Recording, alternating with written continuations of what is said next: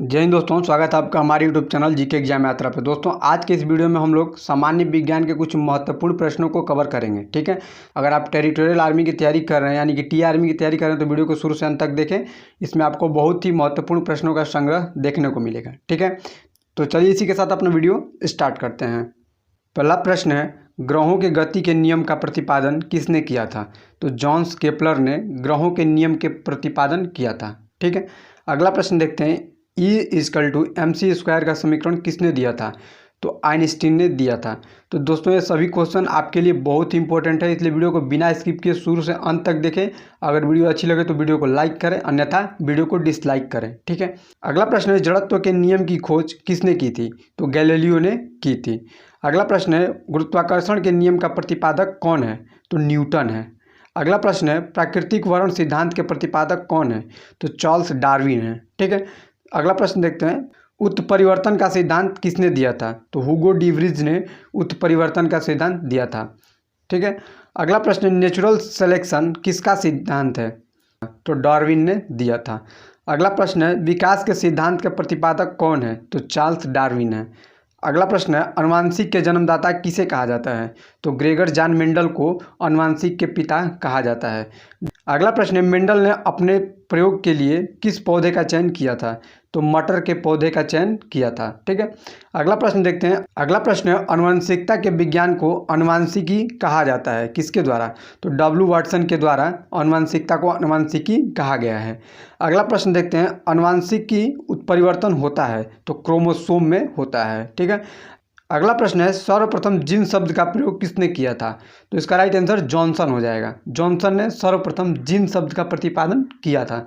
ठीक है, अगला प्रश्न देखते हैं, जीन अवस्थित होते हैं यानी कि जीन कहाँ पाए जाते हैं? तो जीन गुणसूत्रों में पाए जाते हैं और एक मनुष्य में 23 जोड़ी गुणसूत्र पाए जाते हैं, यानी कि अगर 46 भी क्वेश्चन में आ जाए तो 46 मारेंगे या 23 मारेंगे। ठीक है, अगला प्रश्न है, एक जीन एक एंजाइम सिद्धांत के प्रतिपादक कौन है? तो विडल और टेटमैन है। ठीक है, अगला प्रश्न है, खून का रंग लाल क्यों होता है? तो हीमोग्लोबिन के कारण रक्त का रंग लाल होता है। अगला प्रश्न है, हीमोग्लोबिन में पाए जाने वाले तत्व का क्या नाम है? तो लोहा यानी कि आयरन हीमोग्लोबिन में काफ़ी मात्रा में पाई जाती है। ठीक है, अगला प्रश्न देखते हैं, हीमोग्लोबिन यौगिक है तो प्रोटीन का यौगिक है। अगला प्रश्न है, खून का थक्का नहीं जमता? तो हीमोफीलिया रोग में खून का थक्का नहीं जमता। ठीक है, और हीमोफीलिया रोग आनुवंशिक रोग के नाम से भी जाना जाता है। अगला प्रश्न है, शरीर के अंदर रक्त को जमने से रोकता है यानी कि शरीर के अंदर रक्त को जमने नहीं देता है। तो हिपेरिन नामक प्रोटीन जो होता है वो शरीर के अंदर ब्लड को जमने नहीं देता है। ठीक है, अगला प्रश्न है, हिपेरिन नामक प्रोटीन का उत्पादन कहाँ होता है? तो यकृत में होता है। ठीक है, अगला प्रश्न देखते हैं, रक्त को थक्का जमने में सहायक होता है तो प्लेटलेट्स के कारण रक्त का थक्का जमता है। ठीक है, अगला प्रश्न है, रक्त को थक्का जमने में सहायक होता है तो प्लेटलेट्स रक्त के थक्का जमने में सहायक होता है। अगला प्रश्न है, प्लेटलेट्स की मृत्यु होती है तो प्लीहा यानी कि स्प्लीन में प्लेटलेट्स की मृत्यु होती है।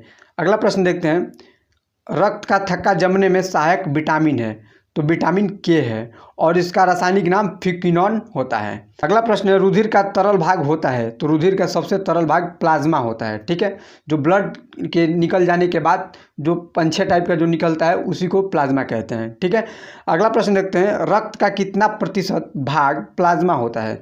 तो 55% भाग प्लाज्मा होता है। अगला प्रश्न देखते हैं, पदार्थ के चतुर्थ अवस्था को क्या कहते हैं? तो प्लाज्मा कहते हैं। अगला प्रश्न है, रक्त में पाई जाने वाली धातु है तो लोहा है यानी कि आयरन।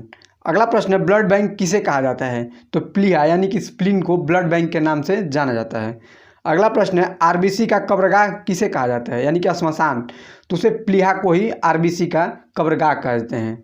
ठीक है दोस्तों, आरबीसी का फुल फॉर्म होगा रेड ब्लड सेल्स। ठीक है, अगला प्रश्न देखते हैं, ब्लड बैंक में रक्त को सुरक्षित रखा जाता है तो 40 डिग्री फ़ारेनहाइट पे रक्त को सुरक्षित रखा जाता है। अगला प्रश्न है, रक्त समूह होते हैं तो ए बी और ओ, ये 4 रक्त समूह खासकर होते हैं। ठीक है, अगला प्रश्न देखते हैं, रक्त समूह की खोज किसने की थी? तो लैंड स्टीनर ने रक्त समूह की खोज की थी। ठीक है, अगला प्रश्न है, सर्वदाता रक्त समूह है तो वो जो है सर्वदाता रक्त समूह है जो सभी को अपना रक्त दे सकता है। अगला प्रश्न है, सर्वग्राही रक्त समूह है तो AB+ जो होता है वो सबका ब्लड अपने अंदर समाहित कर सकता है। ठीक है, अगला प्रश्न देखते हैं, RH फैक्टर संबंधित है तो रक्त से संबंधित है। ठीक है, अगला प्रश्न देखते हैं। दोस्तों ये सभी क्वेश्चंस आपके लिए बहुत ही इंपॉर्टेंट है, इसलिए वीडियो को बिना स्किप किए देखें। अगर वीडियो पसंद आए तो वीडियो को लाइक करें रोजाना ऐसे ही प्रैक्टिस सेट पाने के लिए। अगला प्रश्न है, रक्त एक विलियन है तो क्षारीय विलियन है। ठीक है, और रक्त का पीएच मान कितना होता है तो 7.4 होता है। ठीक है, अगला प्रश्न देखते हैं, रक्त को मापने वाले यंत्र को क्या कहते हैं? तो रक्त को मापने वाले यंत्र को स्फिग्नोमैनोमीटर कहते हैं, यानी कि शॉर्टकट में कह लिया जाए तो आला। ठीक है, अगला प्रश्न देखते हैं, सर्वप्रथम रक्त परिसंचरण का खोज किसने किया था? तो विलियम हार्वे के द्वारा रक्त परिसंचरण तंत्र का खोज किया गया था। अगला प्रश्न है, शरीर से हृदय की ओर रक्त को ले जाने वाली रक्तवाहिनियां क्या कहलाती हैं? तो सीरा कहलाती हैं। ठीक है, अगला प्रश्न है, हृदय से शरीर की ओर, यानी कि वो शरीर से हृदय की ओर था और ये हृदय से शरीर की ओर रक्त को ले जाने वाली वाहिनियां कहलाती हैं धमनी। अगला प्रश्न है, हृदय की धड़कन का नियंत्रक है तो पेसमेकर हृदय धड़कन का नियंत्रक है। ठीक है, अगला प्रश्न देखते हैं, जराविक 7 है तो कृत्रिम हृदय, यानी कि जो मानव द्वारा हृदय बनाया गया है वो जराविक 7 है। ठीक है, अगला प्रश्न देखते हैं, शरीर में ऑक्सीजन का परिवहन होता है तो रक्त के द्वारा शरीर में ऑक्सीजन का आदान प्रदान होता है। ठीक है, अगला प्रश्न देखते हैं, पित्त होता है तो पीले हरे रंग का क्षारीय द्रव्य पदार्थ होता है जो कि यकृत में समाहित होता है। अगला प्रश्न देखते हैं, पित्त का पीएच मान कितना होता है? पित्त कह लें या बाइल। ठीक है, तो बाइल का पीएच मान कितना होता है तो 7.7 होता है जो कि क्षारीय है। अगला प्रश्न देखते हैं, पित्त स्रावित होता है तो पित्त यकृत के द्वारा स्रावित होता है, तो इसका सही आंसर यकृत हो जाएगा। अगला प्रश्न है, पित्त का जमा होना होता है, यानी कि पित्त कहाँ जमा होता है तो पित्ताशय में जमा होता है। ठीक है, अगला प्रश्न देखते हैं, हाइड्रोफोबिया रोग होता है तो हाइड्रोफोबिया रोग कुत्ते के काटने से होता है। ठीक है, और रोग दोस्तों अगर हाइड्रोफोबिया रोग हो जाए तो आपको पानी से डर लगने लगता है। ठीक है, अगला प्रश्न देखते हैं, हाइड्रोफोबिया रोग होता है तो वो विषाणुओं के द्वारा होता है। ठीक है, ये हाइड्रोफोबिया रोग होता है कुत्ते के काटने से, और कुत्ते के काटने से जो विषाणु फैलते हैं शरीर में उससे हाइड्रोफोबिया रोग होता है। ठीक है दोस्तों, उम्मीद करते हैं वीडियो अच्छी लगी होगी। अगर लगी होगी तो वीडियो को लाइक करें, अगर चैनल पर नए हैं तो चैनल को सब्सक्राइब कर लें डेली ऐसे ही फटाफट प्रैक्टिस सेट पाने के लिए। ठीक है, तब तक के लिए मिलते हैं अगली प्रैक्टिस सेट की वीडियो में। जय हिंद, जय इंडियन आर्मी।